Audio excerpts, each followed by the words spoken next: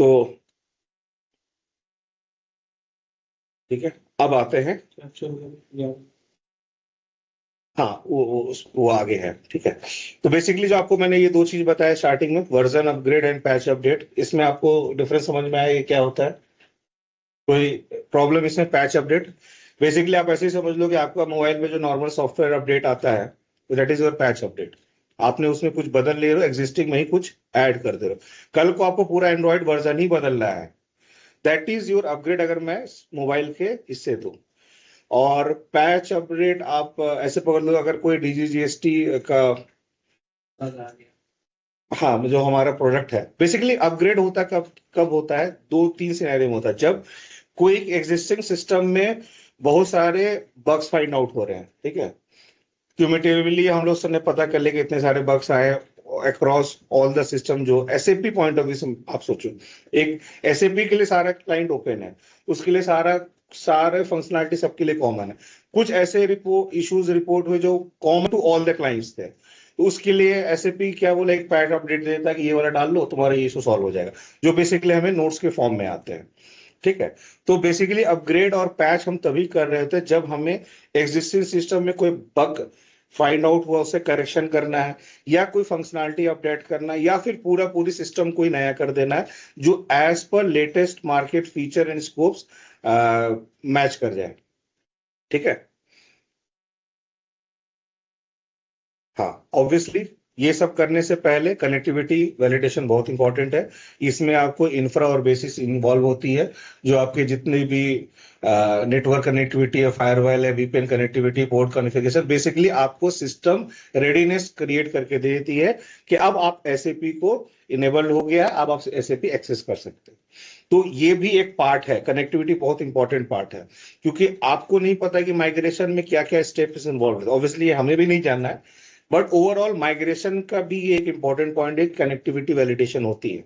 जैसे for example अभी हम लोग जो अपग्रेड और माइग्रेशन के लिए गए थे, इसमें एक डीएमएस की कनेक्टिविटी की बहुत बड़ी इशू आई थी।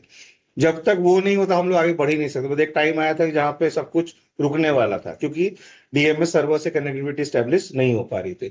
डिफरेंट डिफरेंट पर्सन लगे जो अपने कोर कॉम्पिटिशंस के, उन्होंने जब सॉर्ट आउट करके दे दिया कि नाउ कनेक्टिविटी इज ओपन, तभी इसने अपना स्टेप स्टार्ट किया। तो आपके काम का नहीं, बट आपको ये पता होना चाहिए कनेक्टिविटी बहुत इंपॉर्टेंट रोल प्ले करता है in terms of migration and upgradation. ठीक है, अब ये साइकिल स्लैश फेसेस, अब एसएपी ने जो बग करेक्शंस है या वैल्यू एडिशन है, जिसमें आपके बहुत सारे फंक्शनैलिटी ऐड करते हैं, इसको डिफरेंट डिफरेंट फेजेस में किया गया है। ठीक है, डिफरेंट फेजेस में फॉर एग्जांपल कोई एक मेरा प्रोग्राम है जिसको लोकली हम ठीक कर सकते हैं। ठीक है, तो जो आप लोकली ठीक करते हो, तो बेसिकली कुछ ना कुछ आप ऐड कर रहे हो तो, या करेक्ट कर रहे हो तो लोकली आप टीओसी या टीआर के बेस पे आप कुछ कुछ ऑब्जेक्ट लॉक करके, सर हाँ सर, ये आपको वो बना भी दिया। ठीक है, सर मैं बैठो आप। ठीक है, ये फेज जो सर आपने बोला वो भी डाल देंगे। हाँ, तो जो लोकली हम लोग कुछ भी बग या वैल्यू एडिशन कर रहे होते हैं, तो within the system development to quality to production और टीओसी टीआर से हैंडल कर रहे थे। बट कुछ ऐसे ऑब्जेक्ट्स होते हैं जिसमें बहुत सारे कलेक्शन ऑफ ऑब्जेक्ट्स, टीआर में होता है कि ऑब्जेक्ट्स ही होते हैं, वो एसएपी के कोई भी ऑब्जेक्ट्स होते हैं, बहुत सारे कलेक्शन ऑफ टीआर और टीओसी के जो ऑब्जेक्ट्स है, जो पैरेलली हमको बहुत सारे क्लाइंट को एसएपी को मिला। एसएपी सबके लिए एक नोट तैयार कर देता है। नोट बेसिकली अगर शॉर्ट में, तो हमारे समझने के लिए collection of TOC and TR हम कह सकते हैं। बेसिकली वो कलेक्शन ऑफ डिफरेंट ऑब्जेक्ट्स है जो उसको अक्रॉस द कंट्री ग्लोबली, जो उसको अपने अपने क्लाइंट पे मिला, तो उसने नोट तैयार कर लिया। जनरली जो first level of solution SAP देता है, वो नोट ही देता है, ये नोट लगा दो, तुम्हारा ये काम खत्म। अब एक नोट में मे भी तुम्हारा करेक्शन एक ही नीडेड है, बट उसमें बहुत सारे करेक्शन आते हैं, तो वो पैरेलली पूरे सिस्टम को एडजस्ट कर रहा होता है। जब नोट हम लोग लगाते हैं तो ऑब्वियसली उसमें कुछ होता है डायरेक्ट प्रोसेसिंग, कुछ होता है प्री मैनुअल एक्टिविटीज के साथ होता है, कुछ पोस्ट मैनुअल एक्टिविटीज के साथ होता है। पर जो भी ये चीज हम परफॉर्म कर रहे होते हैं, या तो वो बग फिक्सेस होगा, या तो करेक्शन होगा, या तो वैल्यू एडिशन होगा। वैल्यू एडिशन कुछ भी हो सकता है। अब आपको फर्दर डिटेल्स जाना है तो नोट्स के अंदर जाके आप पढ़ सकते हैं। उसी तरीके से एक लेवल और ऊपर जाते हैं, पैच आता है। पैच क्या होता है? Collection of 1000 10,000 what ever nodes, एक काउंट ऐसा डिफाइन नहीं है, बट पैरेलली उस पर्टिकुलर एरिया के लिए जितने भी नोड्स बने उसको कंबाइन करके एक पैच फाइल बना के दे देता है, ठीक है। अब उसी तरीके से पैच में भी तुम्हारा क्या है, अगेन ऑब्जेक्ट से है, पर ह्यूज डेटा में है। टीओसी में मेरा 2 ऑब्जेक्ट है फॉर एग्जांपल, नोड्स में हो सकता है 200 ऑब्जेक्ट्स हो, पैच में हो सकता है कि 2000 ऑब्जेक्ट हो, ठीक है। तो वो कैपेसिटी डिफाइन कर देता है और वास्ट एरिया वो कवर करता है। ऐसा नहीं कि किसी एक ट्रांजेक्शन की एक स्क्रीन तक ही रुक गया, वो बहुत वास्ट एरिया कवर करता है। फिर इसके बाद आता है upgrade. Upgrade now collection of patches. अब इसको सपोर्टिंग पैकेज टैग कहते हैं, जिसमें बहुत सारे पैचेस, मतलब कि बहुत सारे नोड्स, मतलब कि अनकाउंटेड, मतलब काउंट तो ऑब्वियसली होता ही है, बट बहुत सारे ऑब्जेक्ट्स को कंप्लीट करके जब एक सिस्टम में डालते हैं, उस समय हम लोग सिस्टम को अपडेट नहीं अपग्रेड कह रहे होते हैं। Correct sir? ठीक है। तो ये फेजेस में आपको अपग्रेडेशन एंड माइग्रेशन चलता है, जहां स्टार्टिंग फ्रॉम स्मॉल लेवल, जो हम लोग लोकली करते हैं, जो हम लोग टीओसी टीआर से with in the system handle कर लेते हैं, और ये जितना भी स्टेप हो रहा होता है डेवलपमेंट में, everything has to be added in the TR. कोई भी चीज आप लोकली स्टोर नहीं कर सकते हो। ऑब्वियसली उसमें ऑप्शन देता नहीं, आपको ओटीआर क्रिएट करने के लिए बोलता ही है, बट नीचे एक ऑप्शन लोकल लोकल सिस्टम की वजह से गलती से भी किसी भी ऑब्जेक्ट को विदाउट टीआर आपको स्टोर नहीं करना। ये आपको मतलब ध्यान होना चाहिए, इसको मतलब बताने की जरूरत नहीं है, बट क्योंकि एक पॉइंट आया तो आपको हम ये चीज बता दी, ठीक है। अब ये आपका एक डायग्राम है, ठीक है, जिसमें आपको बता रहा होता है कि आप क्या क्या कर रहे हो, डेवलपमेंट कर रहे हो, करेक्शंस ऐड कर रहे हो, एक्सिस्टिंग सॉफ्टवेयर मॉडिफिकेशन कर रहे हो, या कुछ इन्हांसमेंट एसएपी आपको क्रिएट करके नया दे रहा होता है, ठीक है। इन सब को हम लोग एसएपी जो मेन सिस्टम है जहां पे हम लोग डाल रहे हैं, उस चीज में हम लोग लाके रख देते हैं। And again this can contain some customising steps also, कुछ पैरामीटर भी डिफाइन कर सकते हैं। तो बेसिकली जितने भी एक नॉर्मल सिस्टम इंस्टॉलेशन में जो जो पार्ट हम लोग कवर अप करते हैं, अपग्रेड में भी वो चीज करते हैं।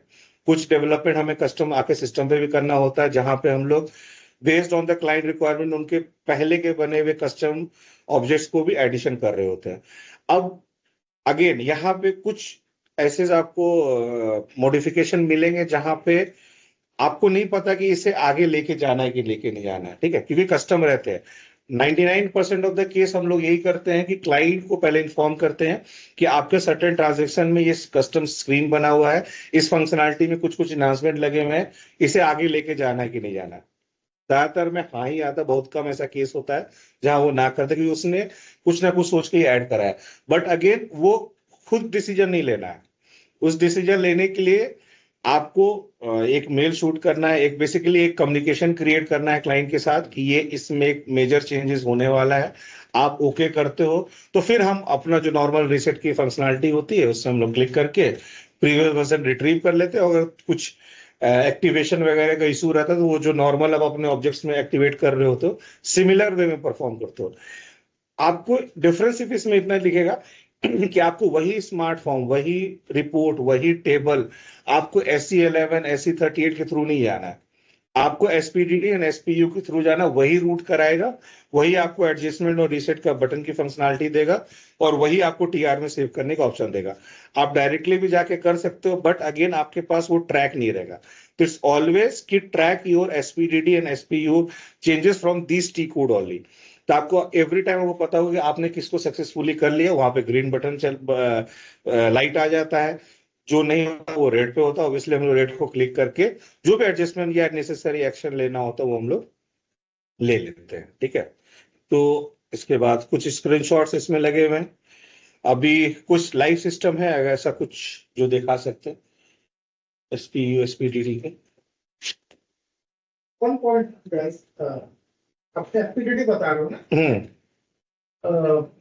जैसे आप एसपीडीडी एडजस्टमेंट करते हो ड्यूरिंग एनी अपग्रेड और अपडेट, ठीक है, particularly in when you are performing this activity through the sum tool, अगर sum tool से upgrade या update चल रहा है, during that process it will ask you to do the adjustment, ठीक है, SPDD adjustment, and once you perform your activity, उसके बाद क्या करता है, next phase of the sum tool is SP. SCP underscore utility, which will basically activate all the objects which were adjusted by you. ठीक है, वहां पे there is a point to remember: never ever do manual activation of building object. जो हमारे बीच में एक आया था, ठीक है, ठीक है, कभी आपको बेसिस वाला दे देगा इश्यू, ठीक है, टूल क्या करेगा, उस स्टेज में जाते ही उसको एरर आएगी, because it will not be able to activate होता है। तो एरर स्क्रीन बेसिस वाला चिपका के आपको भेज देगा, प्लीज चेक दिस। एंड आप क्या करोगे, सिस्टम में जाओगे, देखोगे कि यार एक्टिवेट ही नहीं है, आप मैनुअली जाकर एक्टिवेट कर दोगे, issue will be resolve, but that is not resolve, that is failures, corruption हो जाएगा, डेटा लॉस हो जाएगा, अगर कहीं प्रोडक्शन में हो गया तो फिर से पूरा साइकिल करना पड़ेगा, which we have already experienced that. तो उस केस में क्या करना है, all the activations will be done by some tooling. अगर एक्टिवेशन का एरर आ रहा है, बेसिक वाला भेज रहा है, ठीक है, उसके लिए what you have to do, action point आपकी तरफ से क्या होगा, you have to look for the SAP node. जो भी ऑब्जेक्ट्स आ रहे हैं, आप नोट्स सर्च करोगे, उसमें वो ऑब्जेक्ट जरूर मिलेंगे SAP नोड में, and SAP node will explicitly mention to ignore those things and move ahead. आप वो नोट फाइंड आउट करोगे एंड बेसिस को भेजोगे, whosoever is working on the project, you may ignore it and move. ठीक है, ये sequence आपको follow करना है, बट कभी भी रिजॉल्व करने के चक्कर में एक्टिवेशन मत करना, ठीक है। आप ज्यादा से ज्यादा फॉर एग्जाम्पल स्ट्रक्चर रहा, अब ये आप जरूर देख लो कि स्ट्रक्चर में जितने भी डेटा एलिमेंट डोमेन जो डला हुआ उसमें प्रेजेंट है कि नहीं।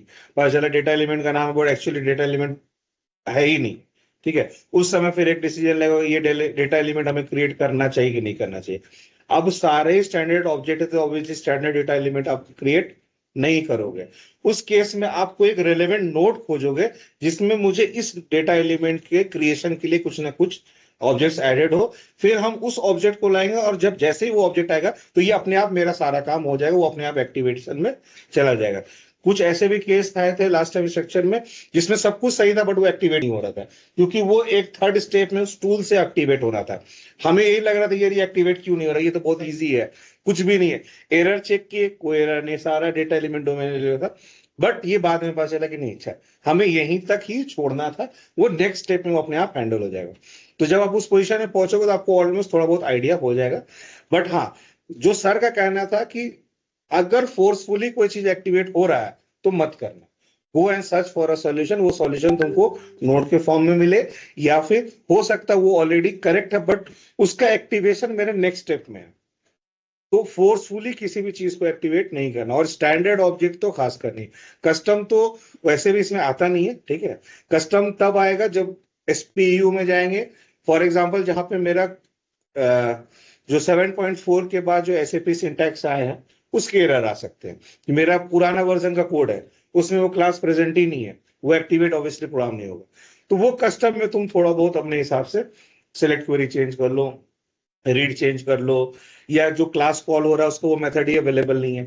अब वो मेथड भी अवेलेबल नहीं तो वो उसके लिए भी हमें कोई ना कोई नोट्स का ही सहारा लेना है कि इसका ये क्लास का ये अपडेट कैसे आएगा, ठीक है। और जनरली जब अपग्रेड हो रहा होता है तो ऐसे भी पहले से अपना अपडेटेड वर्जन उसमें डाल ही देता है, तो मोस्ट ऑफ द टाइम वो प्रेजेंट भी रहेगा। अगर नहीं रहा देन हमें नोड भी जानना, क्योंकि अगर हम अपने SPU फेज में जब देखें, फॉर एग्जांपल मैं स्क्रीनशॉट की बात करूं तो इसमें ये नोड्स पे भी टिक रहा था, मतलब कि यहाँ पे हमें नोड भी एडजस्ट करना होता है। तो हो सकता है इसका लिस्ट बहुत बड़ा हो छोटा हो, जनरली जो भी लिस्ट हो, तो हो सकता है जो मिसिंग ऑब्जेक्ट्स है वो ऑलरेडी SAP ने हाईलाइट करके रखा है कि आप इसको पहले कर लो, क्या पता आपको मिसिंग ऑब्जेक्ट चला है।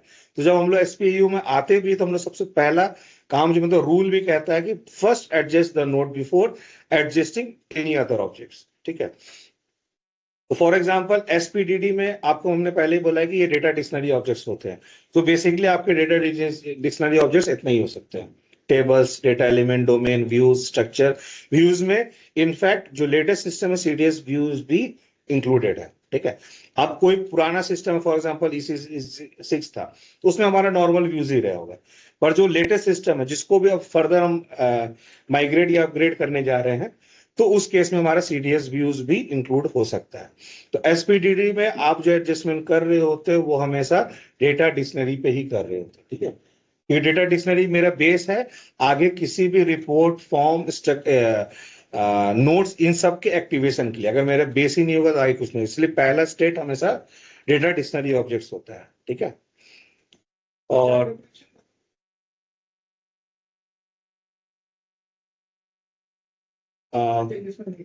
नहीं,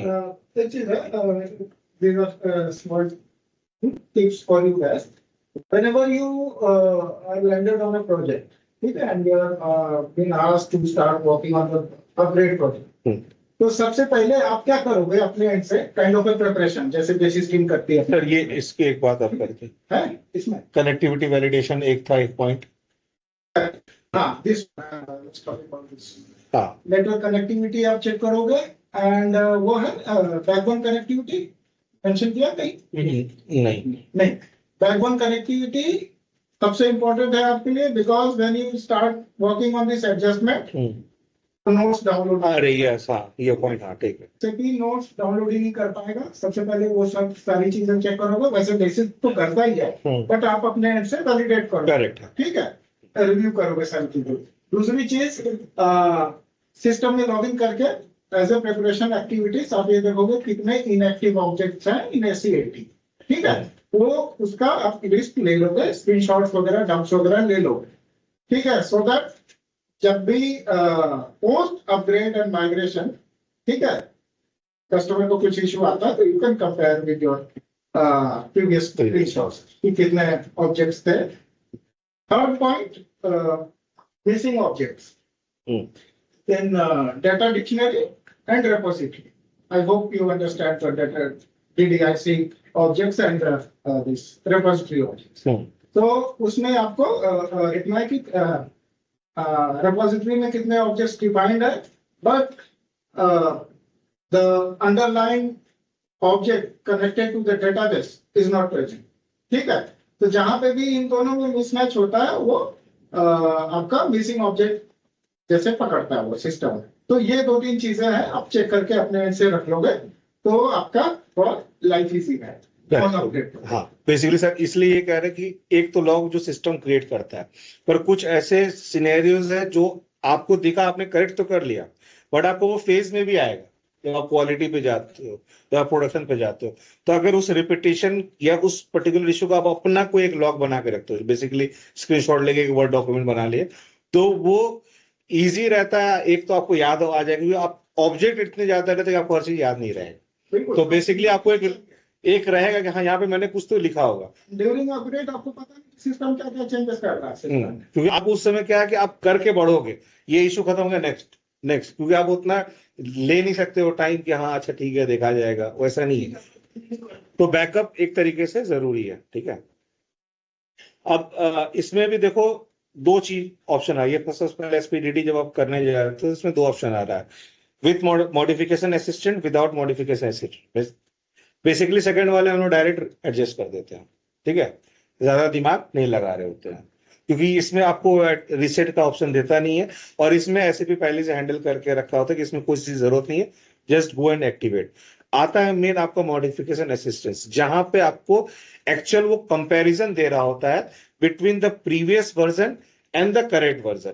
अब आपको प्रीवियस वर्जन और करेंट वर्जन में किसको रिट्रीव करता है, वो उसके लिए आपको एक्शनेबल बटन होता है एडजस्ट एंड रीसेट। जस्ट उसी के नीचे एक और बटन होता है, दैट इज योर कंपैरिजन, जहां पे आपको कंप्लीट कंपैरिजन आ जाएगा। आप कंपैरिजन इस तरीके से करो, आप चेक करो। अब कंपैरिजन में आपको फॉर एग्जांपल पहले मेरा एक स्ट्रक्चर में 10 फील्ड था, अभी मेरा 12 फील्ड है, पर वो जो 12 फील्ड वो 12 के 12 स्टैंडर्ड है। आप एडजस्ट करोगे, आप रीसेट नहीं करोगे, क्योंकि उसने कुछ ना कुछ फंक्शनैलिटी एडिशन दिया है। इसको स्क्रीन कैसे दिखाओगे? पहले आपको कॉल पे आना होगा।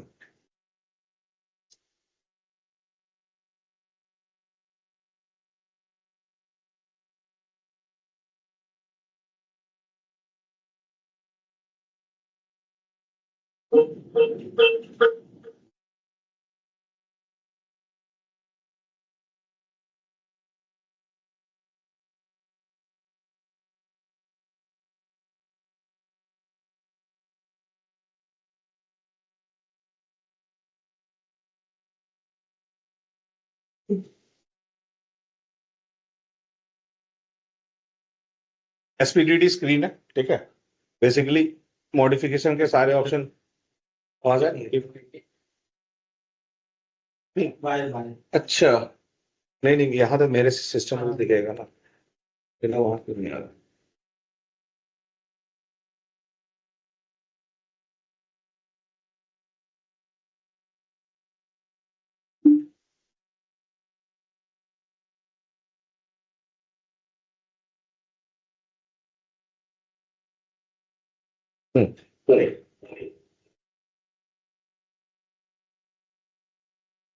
ठीक है, तो ये आपका एसपीडीडी का बेसिक स्क्रीन है, ठीक है। इसमें आपने सारे ऑप्शन सेलेक्ट करके एग्जीक्यूट करोगे तो यहाँ पे पूरा लिस्ट चला आएगा। ये लिस्ट आपको वही लिस्ट है जो आपने जिस वैल्यूज को आपको देखना, हम मुझे सारे ही देखना, मैंने सारे को टिक करके अंदर गया, अंदर सबका बाइफर्केशन आ जाएगा। For example with modification assistant, इसमें लिस्ट आ गया। अब ये लिस्ट में जो आपका टिक है, फॉर एग्जांपल ये इसमें एक्शन हो चुका है, बंदे ने कंपेयर करके एक डिसीजन ले लिया कि इसे एडजस्ट या रिसेट करना है, उसने कर दिया। नेक्स्ट आता है जितनी भी रेड बटन है, अब मेरा नेक्स्ट एक्शनेबल है, हम इस पे अपना जो भी डिसीजन लेना होगा वो लेके करेंगे। डिसीजन हम लोग लेंगे कैसे, हमेशा राइट क्लिक करके, हालांकि इसमें स्क्रीन डिस्प्ले अलग है, यहाँ पे अलग से एक बॉक्स बन के चला आता है जिसमें 3 बटन होता है, एडजस्ट, रिसेट एंड कंपेयर, ठीक है। अब यहाँ पे देखो, रिसेट टू ओरिजिनल, मतलब जो पहले था वो आप उसी तरीके से डालिए। अप्लाई मॉडिफिकेशन, मतलब जो लेटेस्ट करेक्शन आया है उसको वो ओवरराइड कर देगा, मतलब प्रीवियस को चेंज करके नया कर देगा। अब लास्ट में कंपैरिजन के लिए यहाँ पे वर्जन मैनेजमेंट दिया हुआ, ठीक है। अब वर्जन मैनेजमेंट जाओगे तो जो एक्टिव है, एक्टिव इट मींस की अपग्रेडेड जो भी ऑब्जेक्ट्स अभी आए हैं, और अब प्रीवियस को लेके सेलेक्ट करके आप सबसे पहले कंपेयर करोगे, क्योंकि आपको जानना होगा इसमें नया हुआ क्या, ऐड हुआ है कि डिलीट हुआ। ऐसा नहीं कि हमेशा ऐड होता है, एग्जिस्टिंग कॉलम या फील्ड डिलीट भी होता है। तो आपको ये जो नॉर्मल वर्जन मैनेजमेंट हम लोग ऐसे भी करते हैं डे टू डे लाइफ में, यहाँ पे भी सेम चीज है। अब मुझे पता है कि कुछ भी चेंज नहीं हुआ है, कहीं कुछ चेंज ही नहीं हुआ, तो हम चुपचाप से इसे जाएंगे और इसे अप्लाई मॉडिफिकेशन कर देंगे, क्योंकि मेरा प्रीवियस एंड करंट वर्जन दोनों सेम है, ठीक है। सिमिलरली मेरा विदाउट मॉडिफिकेशन, इसमें हम लोग डायरेक्टली एक्टिवेट कर देते हैं, बट ऐसे नहीं करना होता है, तब भी आप जाके कंपेयर करो। जो आपके बेसिक स्टेप है वो आपको देखना ही देखना। बेसिक स्टेप बेसिकली क्या है कि प्रीवियस एंड करंट वर्जन को कंपेयर करना है, बिना उसकी किए हुए आपको आगे नहीं बढ़ना है।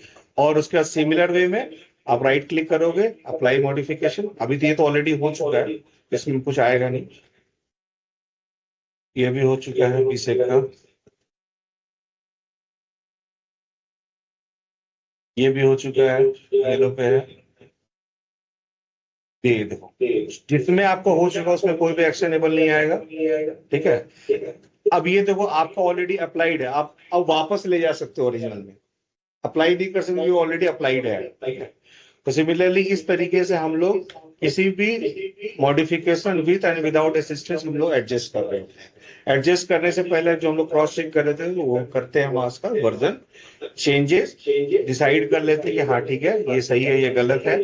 और कुछ ऐसे जगह जहां पे हम डिसीजन नहीं ले सकते एज ए ऐप, तो हमें उस फंक्शनैलिटी को फाइंड आउट कराते हैं किसी एक फंक्शन के थ्रू, और फिर आगे जो क्लाइंट है बिजनेस, उनके पास अपना रिक्वेस्ट डालते हैं, उनसे हेल्प लेते हैं कि क्या करना चाहिए डिसीजन मेकिंग में, फिर हम लोग डिसीजन लेते हैं। एक्टिविटी हम परफॉर्म कर रहे होते हैं, बट डिसीजन फाइनल बिजनेस का वो हम लोग नहीं ले रहे। अब ये सब छोटे मोटे एडजस्टमेंट के लिए भी नहीं जाना होता है, जाना तब होता है जब कोई एक स्टैंडर्ड ट्रांजैक्शन में कोई एक हेवी फंक्शनैलिटी जिसमें मिसमैच आ सकता है। अब ये एक स्ट्रक्चर के लिए हम थोड़ी पूछने जाएंगे कि 2 फील्ड ऐड हो रहा क्या क्या, तो वो भी जब तुम क्लाइंट के पास भी जाओगे तो तुम्हें पता होना चाहिए क्वेश्चन क्या है, ठीक है। और लास्ट वाला आपका है डिलीशन ऑब्जेक्ट। ऑब्वियसली ये सिस्टम से डिलीट हो रहा है, आप राइट क्लिक करके एडजस्ट कर दो, वो अपने आप सिस्टम को जो अननेसेसरी डॉक्यूमेंट ऑब्जेक्ट जो नीडेड नहीं वो डिलीट हो जाए। ठीक है, ये हुआ आपको एसपीडीडी, जिसमें आपको सिर्फ और सिर्फ डेटा डिक्शनरी ऑब्जेक्ट ही मिला। नेक्स्ट है आपका एसपीए, जिसमें आपको रिपोजिटरी ऑब्जेक्ट्स मिलते हैं। कुछ होगा इसमें है अपने, ठीक है। बेसिकली अगेन आपने सारा कुछ सेलेक्ट कर लिया, जो बेसिकली हम लोग सेलेक्ट कर रहे होते हैं ये करना ही करना होता है, ठीक है, हमें सब कुछ चेक करना होता है। अब इसमें आप देखो नोट आया, इसके बाद with modification assistance and without modification assistance. Again without modification में आप कम करो, एडजस्ट कर दो, आगे बढ़ जाओ। But note and without modification में कुछ भी डायरेक्टली नहीं करना है, और सबसे पहली प्रायोरिटी हमेशा नोट्स को ही देना है, क्योंकि हो सकता है इनके बहुत सारे मॉडिफिकेशन इसके वजह से नहीं आए, ठीक है। तो always go for the note. Again note में जब आप इंप्लीमेंट करते हो तो सबसे बड़ा इशू आता है कि आपको नोट डाउनलोड नहीं होता, क्योंकि आपकी एक कनेक्टिविटी क्रिएटेड नहीं होती, और नोट आपका एक आरएफसी के थ्रू ही डाउनलोड होता है। आइदर आप बेसिस से पूछो कि क्या वो आरएफसी एस्टेब्लिश हो सकता है कनेक्टिविटी के कारण हम डाउनलोड कर पाए, हो पाया तो वेल एंड गुड, नहीं हो पाया तो हम लोग एस यूजर आईडी लेके जाते हैं, एसएपी डॉक्यूमेंटेशन से वो नोट डाउनलोड करते हैं, एस नोट के थ्रू अपलोड करते हैं, और फिर यहां से आके हम लोग इंप्लीमेंट करते हैं। अब नोट इंप्लीमेंट करने में मल्टीपल एक्टिविटी होती है। एक एक्टिविटी जो डायरेक्ट इंप्लीमेंट होता है, जिसमें कोई भी मैनुअल एक्टिविटी नहीं है। मैनुअल एक्टिविटी भी आपको दो तरह की होती है, एक प्री नोट इंप्लीमेंटेशन होता है, एक पोस्ट नोट इंप्लीमेंटेशन होता है। तो ऑब्वियसली जिन्होंने नोट इंप्लीमेंट किया उन्हें ये चीज पता होता है, स्टेप सेम है, बट क्या इंप्लीमेंट करना है वो उसका लिस्ट हमको ये यहाँ से प्रोवाइड होता है, ठीक है। तो वन बाय वन सीक्वेंसली ही करते हैं, क्योंकि ये अपने आप को सीक्वेंस मेंटेन करके देता है। सीक्वेंसली उठाओ, चेक करो नोट पहले अवेलेबल है कि नहीं, अगर नहीं अवेलेबल है तो डाउनलोड करो या अपलोड करो, check the manual activities and then perform the SAP note implementation, ठीक है। ये फर्स्ट स्टेप है। सेकेंड स्टेप में हम लोग जाते हैं विदाउट मॉडिफिकेशन। अब आपको इसमें पता था कि it is a combination of everything, सारे रिपोजिटरी ऑब्जेक्ट। फॉर एग्जाम्पल अगर हम प्रोग्राम खोलते तो ये सारे स्टैंडर्ड प्रोग्राम से, अब इन प्रोग्राम में हो सकता है कि कोई इनहांसमेंट लिखा हुआ हो, ठीक है। स्टैंडर्ड प्रोग्राम में इनहांसमेंट लिखते हैं, तो आप सबसे पहले तो ऑब्वियसली कंपेयर करोगे वर्जन, हो सकता है नहीं भी लिखा हो, एग्जिस्टिंग ही प्रोग्राम था, उन्होंने एसएपी ने अपने ही कोड में कुछ ऐड कर दिया है, हमारा इनहांसमेंट नहीं है, तो वो आप ऑलवेज एडजस्ट करोगे, रीसेट नहीं करोगे। और अगर आपका कोई नोट इंप्लीमेंटेड है तो आप एडजस्ट करने के बाद उस इनहांसमेंट पॉइंट को दोबारा क्रिएट करोगे और उस इनहांसमेंट को कोड को वापस डालोगे, उसमें आप रीसेट नहीं करोगे, क्योंकि आपको जो एक्चुअल अपडेट आया ऐसे भी तरह वो तो सिस्टम में लाना ही लाना है। तो पहले आप एडजस्ट करो और देन जो भी कस्टम कोड लिखा हुआ है उसे मैनुअली आप इंक्लूड करो। एसएपी उस समय के लिए सिस्टम ओपन देता है जो कि आप कुछ भी कोड लिख सकते हो, ठीक है। और उसके बाद कुछ ऐसे पॉइंट आएंगे जहां नहीं भी होगा ओपन, तो उस केस में ये आपको एक्सेस की दे देगा, एक्सेस की के थ्रू आप कोड लिख सकते हो। पर बेसिकली इस फेज में अलाउड होता है। स्टैंडर्ड प्रोग्राम कभी भी रीसेट नहीं करोगे, कोई भी, इसको तो फिक्स रखो, क्योंकि हमेशा हमको नए वर्जन पे ही जाना है, ठीक है। अब सिमिलरली आपको ऑब्जेक्ट कुछ भी हो सकते हैं। तो ये आपकी अपनी एक्सपीरियंस है कि आप जब कस्टम कोई भी ऑब्जेक्ट बनाते हो, function group, function module, table, report, तो उसमें भी आप करेक्शंस और एक्टिवेशन कर रहे होते हैं। तो जो जो प्रॉब्लम आपको वहां फेस होगा वो सिमिलर यहाँ पे डिफरेंशिएशन कहाँ पे है? डिफरेंशिएशन वहां पे कि स्टैंडर्ड ऑब्जेक्ट में अब आप कैसे एक्शन ले रहे हो। ऑलवेज पहला स्टेप तो आप go for adjustment, then compare for any enhancement and then add those enhancement. Reset पे तो उधर दिमाग ही नहीं लगाना है, क्योंकि जब हमें सब कुछ रीसेट करके वापस ही ले जा रहा था तो हम अपग्रेड क्यों कर रहे हैं? कॉमन सेंस वाली, ठीक है। तो इस चीज को ध्यान रख के हम लोग करते हैं। अब जब ये एक टाइम आएगा, यहाँ पे सबका काउंट आता है बेसिकली, जैसे ये आप इसका थोड़ा डिस्प्ले अलग तरीके से है, ये आपको सब ग्रीन में मिल गया। फॉर एग्जांपल जैसे ही ये एसपीडीडी एंड एसपीयू के हमने सारे स्टेप कंप्लीट कर लिए, सब कुछ हमें ग्रीन में मिल गया, उस टाइम हमारी एक्टिविटी खत्म। Then we pass on to basis. Basis फिर अपना एक सम टूल चलाएगा या जो भी उनके बेसिक स्टेप्स है वो परफॉर्म करेंगे। शहबाज जी, मैं इसमें एक चीज बताना चाहता हूँ। हेलो। हेलो। हाँ जी सर। हाँ, ऑडेबल है। हाँ ये ऑडिबल है। मैं ये कहना चाहता हूँ, SPDD activity during the upgrade and SPO hmm active after the upgrade, ये हाँ चीज। ठीक है हाँ। हाँ, एसपीडीडी के जब एसपीडीडी एक्टिविटी परफॉर्म करने के लिए बोला जाए तो एसपीएयू में एडजस्टमेंट या मैनुअल एक्टिवेशन नहीं करना है इस चीज। Only perform SPDD activity which means SPDD activity. हाँ ठीक है राइट सर। ठीक है, यही था मेरा एक। ओके ठीक है, यहाँ तक सब कुछ क्लियर है। किस केस में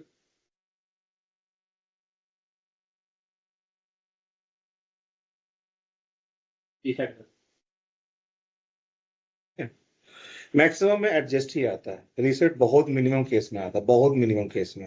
और वो रीसेट का भी डिसीजन सबको लेके, बिजनेस को लेके लिया जाता है। इसलिए मैंने पहले बोला कि स्टैंडर्ड है तो आपको एडजस्ट तो करना ही है, ठीक है। तो वो मैक्सिमम केस वही रहता है, 99% एडजस्टमेंट पे ही जाता है, ठीक है। अब एक चीज और होता है, हाँ, ये आपको यहाँ पे एसपीओ में ये सारे ऑब्जेक्ट्स दिखते हैं जो रिपोजिटरी ऑब्जेक्ट्स है, जो राइसेफ ऑब्जेक्ट्स है, ठीक है। एक आता है लॉन्ग पोस्ट, ये एक बहुत इंपॉर्टेंट चीज है। लॉन्ग पोस्ट बेसिकली होता क्या है, जब आपका सब कुछ कंप्लीट हो गया, ठीक है, हमारा अपग्रेड हो गया, माइग्रेशन हो गया, सिस्टम रेडी टू यूज है, उस समय बेसिस टीम एक लॉन्ग पोस्ट की एक लॉग क्रिएट करती है, ठीक है। उस लॉग में मेरा सारा डिटेल्स आ जाता है। अगर कोई इनकंसिस्टेंट ऑब्जेक्ट है या किसी का एक्टिवेशन रुका हुआ डीएक्टिवेटेड मोड में है, तो एक कंप्लीट एक लॉग क्रिएट करके देता है। उस लॉग के बेस पे कुछ कुछ स्टेप्स होते हैं। स्टेप्स क्या होते हैं ये, अब यहाँ पे आपको रोल सबका आ जाएगा, टेक्निकल के भी आ जाएगा, फंक्शनल के भी आ जाएगा, बिजनेस यूजर का आएगा। सबसे पहला रिग्रेशन टेस्टिंग, कि जैसा सिस्टम परफॉर्मेंस आपको पहले था सेम है कि नहीं, सारी फंक्शनलिटी आपके चल रही है कि नहीं चल रही है। उसके अलावा बेसिस ये मेक श्योर करता है कि जितनी भी डेटा अवेलेबल थे उसके बैकअप मेरे अपलोड हुए कि नहीं, कोई भी मेरा एक भी ट्रांजेक्शन मिस नहीं होना चाहिए, ठीक है। तो ये अपने तरफ से सबसे पहले डेटा सैनिटी पे चेक करते हैं कि जितना मेरा अपग्रेड से पहले था सेम काउंट मेरा अपग्रेड के बाद आया कि नहीं आया। फंक्शनल पूरी टी कोड जितनी भी फंक्शनलिटी है, कस्टम स्टैंडर्ड सबकी टेस्टिंग करते हैं, कहीं कुछ फट तो नहीं आई, या कोई फंक्शनलिटी मिसिंग तो नहीं है। अब हो सकता है कोई प्रोग्राम परफॉर्म सही नहीं कर रहा है, फास्टर नहीं है, उस समय हम लोग परफॉर्मेंस ट्यूनिंग भी करते हैं। अब उसमें कुछ भी हो सकता है, सिस्टम ट्यूनिंग भी होती है, ये अपने इंफ्रा साइड से रैम वगैरह चेक कर लेंगे सब कुछ सही है कि नहीं। सिस्टम स्लोनेस भी आता है, कुछ स्लोनेस हो सकता है मेरा एसएपी कोड की वजह से ही हो, क्यों मेरा लेटेस्ट सिस्टम है, मेरा सेलेक्ट क्यूरी अभी भी पुराना ही लिखा हुआ है, ठीक है। तो उस केस में वो भी हमें चेक करना होता है कि मेरा कोई भी प्रोग्राम एग्जीक्यूशन 1 मिनट था, अभी 4 मिनट हो गया, क्योंकि वो सपोर्ट नहीं कर रहा। क्योंकि अभी का जो मेरा लेटेस्ट वर्जन है वो आपको इन मेमोरी पे चल रहा है, कोड पुश डाउन टेक्निक है, मेरा जल्दी आना चाहिए। ये सारे चीज चेक कर लेते हैं। डेटा वैलिडेशन ऑब्वियसली है। User training, training in the sense कि अगर कोई फंक्शनैलिटी अपग्रेड के बाद एकदम ही बदल गई है, तो जो हमारे फंक्शनल टीम्स होंगे पहले उसको अंडरस्टैंड करेंगे, उसको अंडरस्टैंड करने के बाद जो भी हमारे यूजर्स हैं उन यूजर को बताएंगे कि भाई आपका VA01 पहले ऐसे चलता था, अब ऐसे हो गया, जो एसएपी ने ऐड ऑन किया। एंड फाइनली ये सबका डॉक्यूमेंटेशन क्रिएट होता है। उस डॉक्यूमेंट को उठा के हम लोग मतलब जब ये हैंड ओवर करेगा सिस्टम, तो इसने अब जो भी documentation pre migration updation activity post, या ये लॉन्ग पोस्ट का लॉग, या स्टार्टिंग में जो लॉग निकालते हैं सीटी में एक्टिवेशन इनएक्टिव, क्योंकि सब कुछ at the end back and में जाके एसएपी ऑब्जेक्ट्स ही, एसएपी ऑब्जेक्ट्स में डेटा डिक्शनरी एंड जो हमारे राइसेफ ऑब्जेक्ट्स है। फंक्शनलिटी कोई भी हो, चल तो वो टेबल और प्रोग्राम से ही थ्रू रहा है। आप एसपीआरओ कॉन्फ़िगरेशन भी करो, बैकग्राउंड में तो कोड ही चल रहा है, ठीक है। तो इसलिए ये पूरी एक्टिविटी बेसिस एंड अबैक का मिला जुला है, कोई भी इंडिविजुअल नहीं कर सकता है, ठीक है। एक दूसरे की डिपेंडेंसी है। अबैक डिपेंडेंसी थोड़ी मिनिमम है या लेस है कंपेयर टू बेसिस, क्योंकि बेसिक को पहले सिस्टम तैयार करना है, फिर उसको एडजस्ट करना है, फिर उसको तैयार करना है कि दोनों वर्जन मैच करे, फिर यूजर को हैंड ओवर करना है। ठीक है, तो ये कंप्लीट एफर्ट ऑफ बेसिस और अबैप मिलके आपको अपग्रेड एंड माइग्रेशन करके देता है। ठीक है, ये वाला जो स्लाइड है प्राची, ये सबको शेयर कर देना। ठीक है, ये कुछ मतलब फर्दर आप इस पे पढ़ना चाहते हो डिटेल्स, कुछ डिटेल समराइज करके यहाँ लिखा गया है, बाकी आपको नेट पे अवेलेबल है। और उसके अलावा ऑब्वियसली अभी जो हम लोग जिस तरफ कंपनी भाग रही है, तो आने वाले टाइम में बहुत सारा माइग्रेशन है। ठीक है, ऑलरेडी एक का प्री रिक्विजिट चालू है कन्वर्जन का। ठीक है, और एक है, दो है सर, एक फेलिक्स है, एक शायद ये जो तुम अभी कर। ठीक है, एक ऑलरेडी करके बैठे हुए हैं। ठीक है, उससे पहले भी ऐसा नहीं है कि अभी माइग्रेशन या अपग्रेडेशन हो रहा है, पहले भी बहुत सारा महेंद्र जी ने करवाया हम लोगों से, जेपी इंफ्रा में हुआ था, इससे पहले भी कुछ जगह पे हुआ था। बट अभी क्या है कि ओवर द टाइम इसकी काउंट बढ़ने वाली है, राइज विद एसएपी भी लोग जाने वाले हैं और काम आने वाला है अच्छा खासा। अभी तो सामने दो तो दिख रहा है मेरे को, जिसपे इनका एक्टिविटी स्टार्ट हुआ। जब मेरा पार्ट आएगा तब हम इन्वॉल्व होंगे, अभी हम मेरा पार्ट नहीं आया है, तो इस पे ध्यान दो। और एक मतलब अच्छी चीज ये है कि ये ऑब्वियसली बंदा तभी कर पाता है जिसको अबैप की नॉलेज हो, बेसिक वाला नहीं कर, क्योंकि डिसीजन भी आपको लेना होता है, डिसीजन दोनों ही लेना होता है कि कहाँ पे करना है कहाँ पे नहीं करना है। ऐसा नहीं कि हम एक्टिवेट करके, जो सर बताना चाह रहे थे कि हमेशा एक्टिवेट करके नहीं निकलना, आपको समझना होगा। तो ऑब्वियसली आपकी नॉलेज, बेसिक नॉलेज अबैप की अच्छी होनी चाहिए, तभी आप इस पे कर पाओगे। और मार्केट में चूंकि अभी किसी भी चले जाओ, हर कंपनी ये काम कर ही रही है, क्योंकि जब तक ईसीसी का सपोर्ट देना था तब तक तो लोग टाने हैं, बट एक टाइम आएगा, अभी 2025 शायद है, बढ़ गया, फिर बढ़ गया। ये हम सुनते आ रहे 2022 खत्म होगा, 23 खत्म होगा, 25 खत्म, अभी 27 पहुंच गया। तो ऑब्वियसली एससीपी भी जानता है कि इंडियन कस्टमर या ग्लोबली कोई भी चेंज नहीं करते, बट फ्यूचर यही है। ठीक है, क्योंकि एक टाइम आने के बाद सबको आना ही पड़ेगा। ठीक है, और कंपनी की कमी नहीं है इंडिया में, तो इसलिए इसके लिए अभी मतलब टीम तैयार की जा रही है कंपनी में।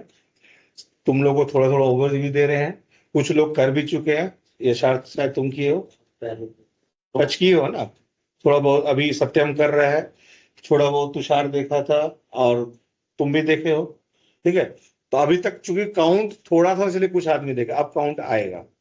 ठीक है, मेरे पास अभी एक फेलिक्स आया हुआ है, तुम लोग को जिसको आगे बढ़ना है आके ले सकते हो, उनको कोई दिक्कत नहीं।